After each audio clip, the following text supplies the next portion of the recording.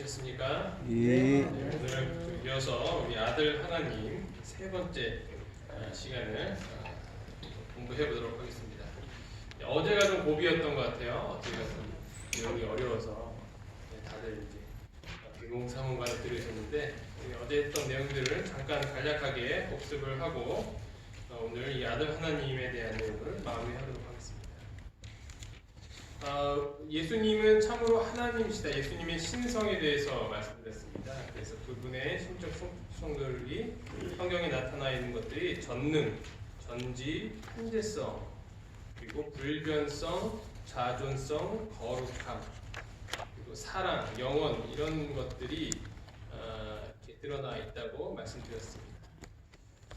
그리고 그분의 신적 능력과 고유 권한은 창조자로서, 그리고 만물을 유지하시는 유지자로서, 그리고 우리 인간을 부활시킬 것이라는 그런 분으로서, 그리고 심판하는 자로서, 죄를 용서하시는 분으로서 성경에서 이렇게 나타나 있다고 말씀드렸습니다. 그분의 신적 칭호들은 하나님이 우리와 함께 하신다는 임마누엘, 그리고 하나님의 아들, 또한 여호와라는 하나님만이 얻을 수 있는 그런 칭호들을 또 부름을 받게 되었다는 것입니다. 네 번째로 그분이 하나님이시다라고 고백을 하였던 요한과 도마와 바울의 그 내용들을 우리가 살펴보았습니다. 그리고 예수님의 개인적인 증언, 아브라함이 나기 전부터 내가 있느니라 라고 했을 때 스스로 있는 자라고 말씀하셨던 하나님의 출애굽기에 있었던 그 내용을 예수님께서 그대로 말씀을 하셨다고 하죠. 그리고 나와 아버지는 하나라고 말씀을 하셨습니다. 그리고 하나님과 그 동등성이 주장이 되었는데 침례식 때 아버지와 아들과 성령의 이름으로 침례를 베푼다는 사도의 축복, 그리스도의 은혜와 하나님의 사랑과 성령의 교통하심이라는 이런 표현으로 이미 우리가 삼위일체 하나님에 대한 교리를 배울 때 다뤘었지만 그 삼위 하나님이 동등한 위격을 갖고 계신다라는 내용이었습니다. 그리고 신약 성경에서 그분은 하나님으로서 경배를 받으셨던, 그리고 받으실 것이다라는 그런 내용의 구절들을 살펴보았었고요. 그분의 신성의 필수성은 예수님을 통하여서 하나님의 사랑을 보여주셨다라는 것, 그런 내용이었습니다. 그리고 예수님은 참으로 인간이시다라는 내용이었습니다. 그분은 인간으로서 탄생을 하셨고 인간적인 성경을 이루셨고 또한 사람으로 이끌어 주셨습니다. 그리고 그분은 우리 인간의 그런 연약성, 동일한 연약성을 갖고 계셨다라고 말씀드렸습니다. 예수님은 얼마만큼 인간 본성과 일치되셨는가? 그분은 죄 있는 육신의 모양이셨다. 그러니까 인간의 모습으로, 인간의 모양을 갖고 오셨다. 하지만 그분은 결코 죄가 없으신 분이다라는 것을 우리가 보았습니다.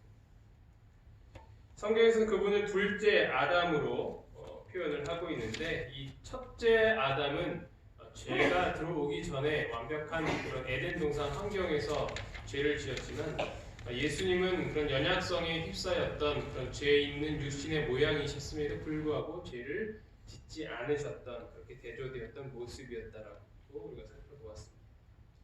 그리고 그분은 시험을 겪으셨는데 우리와 똑같은 시험을 받으셨기 때문에 우리 같은 시험 받는 자들을 능히 도우실 수 있다는 것입니다. 그리스도는 죄를 범하실 수 있었는가? 그분은 결코 죄를 범할 수 있는 그런 상황이셨지만 결코 죄를 짓지 않으셨다. 그분은 죄를 알지도 못하신 이로, 그리고 그는 죄를 범하지 아니하시고 입에 거짓도 없으시며 죄가 없으시다라고 성경에서는 지속적으로 밝히고 있습니다. 예수님께서 인간의 본성을 취하셔야 하는 이유는 무엇인가? 첫 번째, 인류를 위한 대제사장이 되기 위하여. 두 번째, 가장 타락한 인간까지도 구원하시기 위하여. 세 번째, 당신의 생명을 세상에 죄를 주시기 위해 인간만 죽을 수 있기 때문에 인간의 본성을 취할 수밖에 없었던 것이죠. 그리고 마지막으로 우리의 모본이 되시어서 우리 같은 죄인도 예수님처럼 승리의 생일을 살 수 있다라는 것을 살펴보았습니다. 그래서 오늘은 그 마무리를 지으면서 어제 다 다루지 못하였던 이 두 본성의 연합 부분과 또 예수님의 직분에 대해서 살펴보도록 하겠습니다. 그리스도는 두 본성이 연합되신 분이십니다. 영원하신 하나님의 아들이 인간 본성을 취하신 것입니다. 인간 예수가 신성을 획득한 것이 아니다라는 거죠. 혹은 하나님이신데 인간처럼 보이셨다 이런 개념도 아니고요. 여기 또 많은 논란이 있지만 우리가 이것을 온전히 이해하기는 힘듭니다. 왜냐하면 하나님이 인간의 모습으로 오신 인간으로 오신 성육신 이러한 그 개념은 우리 인간으로서는 이해할 수 없는 부분입니다. 하지만 중요한 것은 하나님이 인간이 되셨다.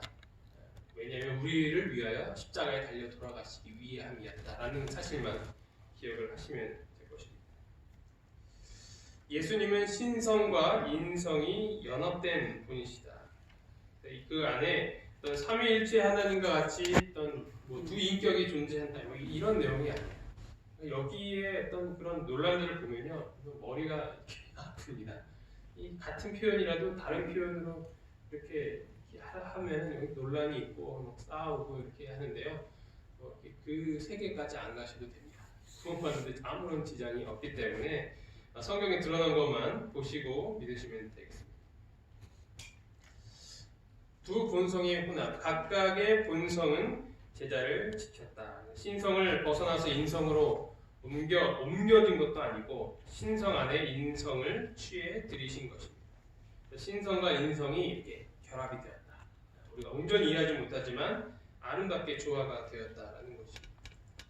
그 안에는 신성의 모든 충만이 육체로 거하시고라고 골로새서에서는 이 표현을 하고 있습니다. 그리고 어느 하나가 죽지 않았다라는 것입니다. 십자가에 달리실 때 그 인간적 본성이 죽으셨지만 신성이 죽은 것은 아니다. 그럴 수도 없고요. 하나님이 죽으실 수 없기 때문에. 그래서 그분은 여전히 우리의 하나님이십니다. 두 본성의 연합은 왜 필요한가? 첫 번째로 인간을 하나님과 화해시키기 위함입니다. 예수님은 신성의 품성을 우리에게 나눠주십니다. 또한 그 인성으로 우리에게 그런 모본을 보여주신 거죠. 인간의 모습으로 저렇게 살 수 있구나. 그리고 저렇게 살아야 하는구나 라는 것을 깨닫게 해주시는 것입니다. 그래서 예수님을 통하여서 이 하나님과 인간이 이렇게 서로 연결이 되는 것이죠. 그분이 죽으셨기 때문에 우리는 하나님과 화목할 수 있게 되는 것입니다. 따라서 우리를 구원하실 수 있는 분은 신이시며 인간이신 예수 그리스도밖에 없는 것이죠. 그래서 이 신성을 통하여서 하나님과 연결을 하고 또 인성을 통하여서 우리 인간들과 연결하고 또 우리는 신성의 그 예수님을 바라보면서 하나님의 모습을 볼 수 있게 되는 것입니다. 두 번째로는 인성으로 신성을 가리기 위함입니다. 죄 있는 인간이 하나님을 보고도 살아 있을 수 없는 것을 방지하기 위하여서 인간의 모습으로 오셨던 것입니다. 하나님이셨지만 하나님처럼 보이지 않은 그런 인간의 모습으로 그 하나님을 가리우신 것이죠. 그 승리의 생애를 사시기 위함입니다. 인성만으로는 사단의 시험을 견디실 수 없으셨을 것입니다. 신성의 능력이 함께 있었기 때문에 그 사단의 격렬한 시험에서 견딜 수 있으셨다는 것입니다. 예수님께서 승리하셨던 동일한 능력을 제공하심으로써 모든 사람이 충성스럽게 순종하며 우리도 또한 그런 승리의 생애를 살 수 있다는 것이 바로 성육신 하나님의 예수님의 그 모습을 통해서 우리가 배울 수 있는 교훈인 것입니다. 이기는 그에게는 내가 내 보좌와 함께 앉게 하여 주기를 내가 이기고 아버지 보좌와 함께 앉은 것과 같이 하리라. 예수님께서 우리도 이렇게 이길 수 있는 능력을 가질 수 있다라고 예수님께서 약속을 하셨습니다. 네, 오늘도 우리가 어떠한 죄의 유혹과 그런 위험이 있을 때 예수님을 부르시고 예수님처럼 저도 이 유혹에서 벗어날 수 있도록 함께 해달라는 기도를 올리는 우리 모두가 되기를 간절히 바랍니다. 아멘. 자, 마지막으로 예수 그리스도의 직분입니다. 예수 그리스도의 직분은 크게 세 가지로 이야기를 합니다. 그것은 기름 부음을 받은 직분인데요. 엘리사에게 기름을 부어 너를 대신하여 선지자가 되게 하라. 그래서 이 선지자를 이렇게 세울 때 기름을 부었다라는 표현이 나오고요. 그리고 제사장도 기름을 부어서 그 제사장 직분을 이렇게 세워줍니다. 또한 왕도 이게 기름을 부어서 이 왕으로 세우게 됩니다. 그래서 선지자, 제사장, 왕 이 세 직분의 공통점은 기름을 부어서 그 직분을 세운다는 것이죠. 이스라엘 백성들이 기다렸던 메시아, 그 메시아, 신약 히브리어로는 메시아고 헬라어는 뭐예요? 그리스도예요. 이 뜻은 무엇이냐면 기름 부음을 받은 자라는 뜻입니다. 문자적인 그분이 우리를 구원하신 거기는 구원자로서 우리가 이렇게 알고 있지만 문자적인 뜻은 기름 부음을 받은 자입니다. 그래서 예수님은 기름을 부음 받은 자로서 이 세 가지 직분을 동시에 취하시는 분으로서 성경에서는 나타나고 있다는 것입니다. 첫 번째로 선지자 그리스도. 하나님은 모세에게 그리스도의 선지자직을 보여주시고 계시하셨습니다. 내가 그들의 형제 중에서 너와 같은 선지자 하나를 그들을 위하여 일으키고 내 말을 그 입에 두리니 내가 그에게 명령하는 것을 그가 우리에게 다 말하리라. 그래서 이 선지자를 일으킨다는 때 이 선지자는 예수님을 가리키고 있습니다. 또한 예수님은 당신 자신을 선지자라고 말씀하셨습니다. 선지자가 예루살렘 밖에서는 죽는 법이 없느니라. 그분이 이 땅에 살아 계시는 동안 공생의 기간을 통하여서 하나님의 그 율법의 원칙을 선지자와 같이 선포하셨고 또한 미래를 예언하고 계시하였던 일을 하셨습니다. 그리고 예수님은 성경 기자들에게 이 성령을 통하여서 예수님의 그 장차 받으실 고난과 영광에 대한 예언들을 주셨습니다. 자기 속에 계신 그리스도의 영이 그 받으실 고난과 후에 받으실 영광을 미리 증언하여 누구를 또는 어떠한 때를 지시하는지 상고하니라. 그래서 예수님은 이 성경에서 선지자의 역할로서 기름 부음을 받은 선지자의 역할로서 그런 직분을 취하셨다는 것입니다. 두 번째는 제사장 그리스도입니다. 성경에서는 이 두 국면의 제사장직이 있습니다. 우리가 알고 있는 제사장, 구약 성경에서 그 성소에서 이 희생 제물을 바칠 때 그 일을 하는 자가 이제 제사장이라고 알고 있는데요.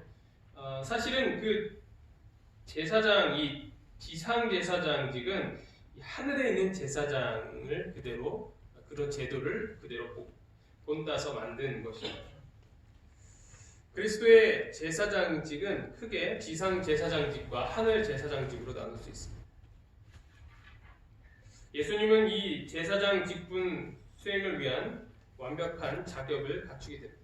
대제사장마다 사람 가운데서 택한 자이므로 하나님께 속한 일에 사람을 위하여 예물과 속죄하는 제사를 드리게 하나니 이 제사장은 죄를 속하는 제사 제도를 통하여서 죄인과 하나님을 연결해주는 중보자의 역할을 수행하게 됩니다.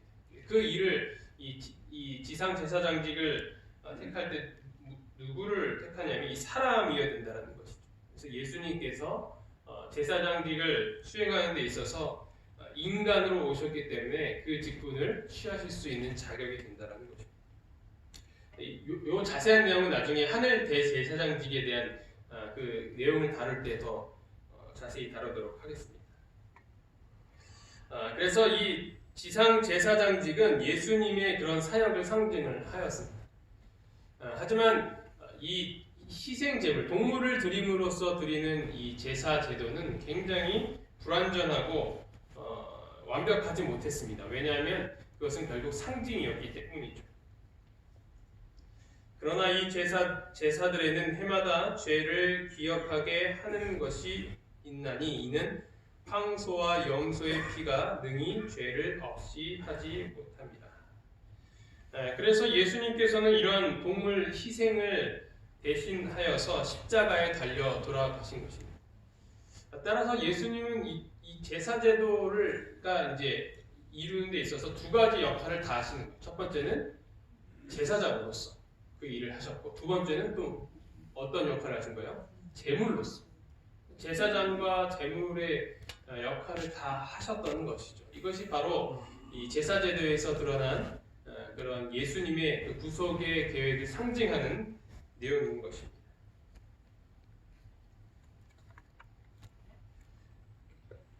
두 번째로는 그리스도의 하늘 대제사장입니다. 지상에서 예수님이 시작하신 제사장 봉사는 하늘에서 완성이 됩니다. 성경에서 메시아가 하나님의 보좌에 앉으신 제사장이 될 것이라고 이 스가랴서 6장 13절에 나와 있습니다. 그가 여호와의 전을 건축하고 영광도 없고 그 자리에 앉아서 다스릴 것이요 또 제사장이 자기 자리에 있으리니 이 둘 사이에 평화의 의논이 있으리라 하셨다 하고, 예수님께서 부활하신 후에 그분이 지금 무엇을 하시는가, 그 내용이 어디에 기록되어 있냐면 이 히브리서에 기록이 되어 있습니다. 그래서 히브리서는 어떤 책이냐면 예수님의 하늘 대제사장직을 소개하는 책이에요. 예수님은 십자가를 통해서 우리를 구원하셨다라는 것은 과거의 일이죠. 근데 그러면 그 예수님께서 지금 하늘에서 무엇을 하고 계시느냐에 대한 답을 히브리서에서 주고 있다는 거죠. 우리가 정말 사랑하는 사람이 있는데 그 사람이 현재 지금 어디서 무엇을 하고 있는지를 알고 또 그것을 알기를 원하는 그런 마음은 당연한 것이죠. 우리는 지금 이 예수님의 사역을 과거에만 머무르도록 하는 것이 아니라 지금 현재 우리를 위해서 무엇을 하고 계시는가에 대한 또 관심도 가져야 된다는 것입니다. 이러한 대제사장이 우리에게 있다는 것이라 그는 하늘에서 지극히 크신 이의 보좌 우편에 앉으셨으니 성소와 참 장막에서 섬기는 이시라. 이 장막은 주께서 세우신 것이요 사람이 세운 것이 아니니라.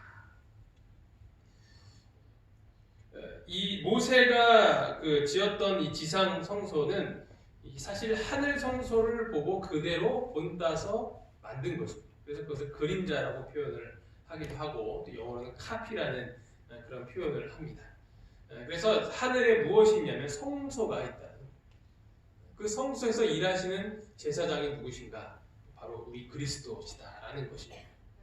그리고 그 제사장이 된 그리스도께서 대신 우리의 죄를 용서하기 위해서 대신 제물을 드린 것이 무엇이냐 하면 예수님 자신이라는 것이죠. 아멘. 이 모든 것이 구약 성경에서 이 제사 제도를 통하여서 상징했다는 것입니다. 세 번째로는 왕 그리스도입니다. 여호와께서 그의 보좌를 하늘에 세우시고 그의 왕권으로 만유를 다스리시도다. 그래서 예수님은 만왕의 왕으로서 이 모든 세상을 통치하시는 이 우주를 관할하시는 그런 왕으로서 그려지고 있다라는 것입니다. 그런데 이 예수님께서 다스리시는 왕국이 크게 두 가지가 있어요. 첫 번째는 은혜의 왕, 그리고 두 번째는 영광의 왕국입니다. 이 은혜의 왕국은 죄가 세상에 들어온 직후에 세워지게 되었는데, 그러나 그리스도의 그 십자가 때까지는 온전하게 세워지지 않은 것이 바로 이 은혜의 왕국.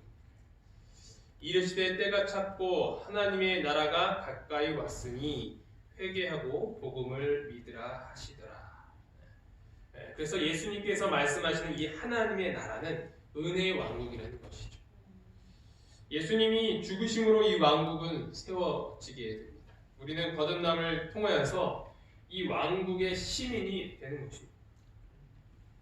사람이 물과 성령으로 나지 아니하면 하나님의 나라에 들어갈 수 없느니라.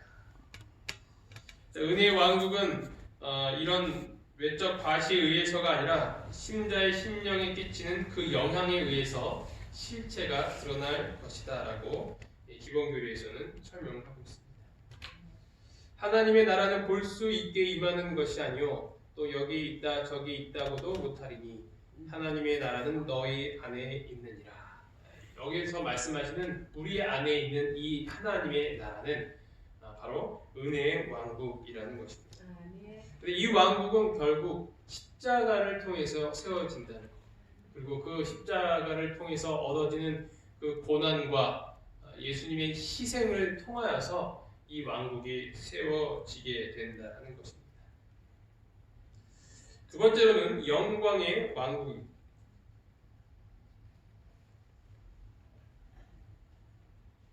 예수님께서 이 지상생애를 사시는 동안 변화산에서 그 영광의 왕국의 모습을 잠깐 보여주셨는데요.